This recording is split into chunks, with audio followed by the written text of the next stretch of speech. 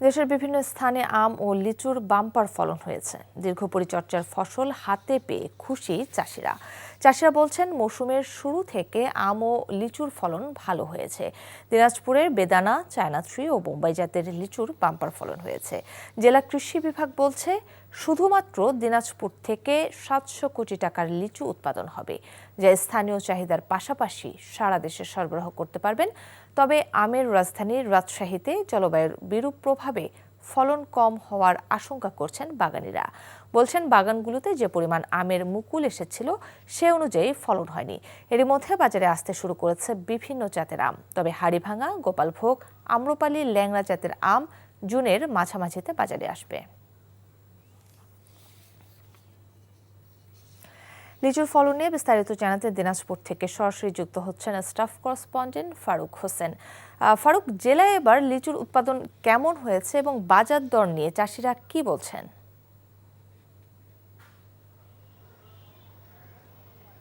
কাকলি, আমি এই মুহূর্তে দাঁড়িয়ে আছি দিনাজপুর শহরের, অর্থাৎ আপনার নিউ মার্কেটে। এটি কিন্তু আপনার লিচুর বাজারের জন্য বিখ্যাত।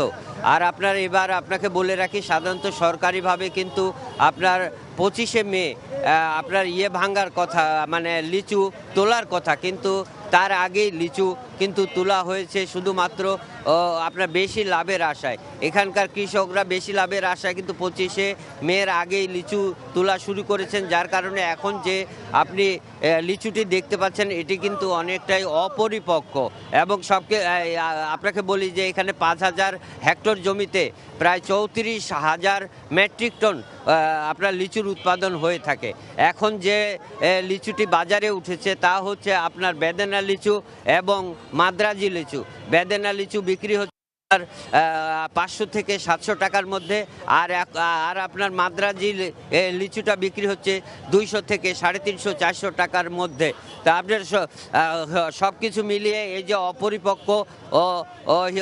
অপরিপক্ক লিচু বাজারে উঠতে শুরু করেছে। এবং আপনাকে বলি, এখন যে লিচুটি আপনার বাজারে বিক্রি হচ্ছে এটি কিন্তু খুব একটা সুস্বাদু নয় এবং মিষ্টি এবং পুষ্টিগুণ সমৃদ্ধ নয়।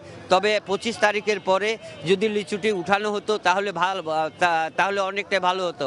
আরেকটি জিনিস বলে রাখতে চাই যে আপনার লিচুর আপনার যদি 25 তারিখের সরকারি যদি এটা থাকতো, মনিটরিংয়ের ব্যবস্থা থাকতো, তাহলে কিন্তু মানে কি লিচুর পরিপক্ক লিচু কিন্তু মাঠে নামানো যেত।